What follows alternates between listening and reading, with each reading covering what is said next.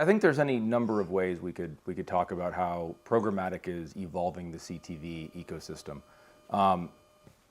One of the ways, though, that I don't think gets enough airtime is how it's lowering the barrier to entry for new participants, right?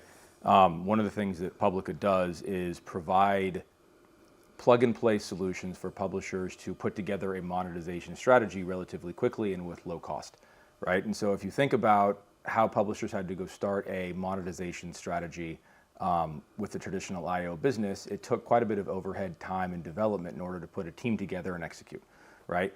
But if you wanted to go start a streaming service tomorrow and you had the content, you would, within a couple of days, be able to put together a pretty meaningful monetization solution by plugging into third-party platforms, and you could use them as like an outsourced demand source, for example, right? Same on the buy side. Traditionally, if a buyer wanted to get access to premium connected television inventory, they were a top 200 advertiser, just like in linear television, and they had to have a one-to-one relationship with that content owner, and they would strike a deal, right? And in order to strike that deal, you had to have a meaningful budget, and you'd have to be able to get into that room and have that conversation. But with programmatic, you now have buyers outside of the top 200. You have companies like TV Scientific who are able to work with a lot of these buyers and bring in new and diversified demand sources and buyers into the ecosystem, which is allowing buyers that have meaningful CPMs, let's call it, but let's say not super high budgets, still being able to compete and participate in the auction.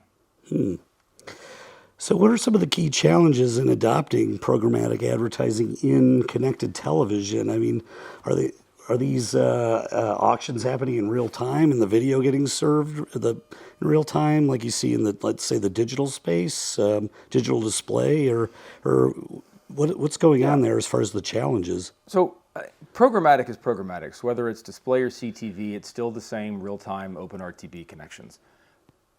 I don't think there's any single hurdle or barrier that is causing the lack of adoption. I think what we're seeing right now, if you go back 5 years, there was little, if any, programmatic activity in connected television. And if you look at where we're at today, you've seen a pretty exponential growth over the last 5 years, right? And that trend line is continuing. What we're seeing is the flywheel speeding up. I don't know of too many publishers or buyers that are anti-programmatic or saying, I'm not going to touch it. What we're seeing is everybody trying it, dipping their toes in the water, getting more and more comfortable, understanding more and more the value of it and the benefits that it provides. And the more they see the benefits, the more they spend, the more inventory gets bought. The more inventory gets bought, the more convergence there is towards programmatic. I think there's definitely things we can do in the world of education to help speed up the adoption. But I don't think there's any hurdles or barriers, definitely not in the technology. And I think now even we've done a really good job of destigmatizing, if you will, what programmatic is, right? I think the word programmatic used to have a pretty negative connotation where it was about remnant and backfill, and it was the last resort option. It wasn't the place that you ever did a meaningful spend or an important transaction, right? But I think now the buyers and the publishers both recognize they get a lot more access, a lot more value, a lot more data and insights and transparency than they ever did in the paper IO. So I think you're going to continue to see the adoption. It takes time as anything else, but it is definitely still going up and up. CTV has done a tremendous job, and I talked about this in the fireside chat we were in. They recognize the single most important asset that a CTV platform has is its eyeballs, right? And with the eyeballs comes the need to maintain a level of user experience. And with that user experience comes you have to make sure that you are transacting in a way, whether it's ad format, whether it's the ads that show up themselves, you have to do it in a responsible way, right? CTV partners today aren't going after the short-term dollar, they're going after the long-term value. And they recognize that value is in the users and the user experience, right? And programmatic is allowing them to test the waters and expand that without putting the user experience at risk. Well, it's really interesting.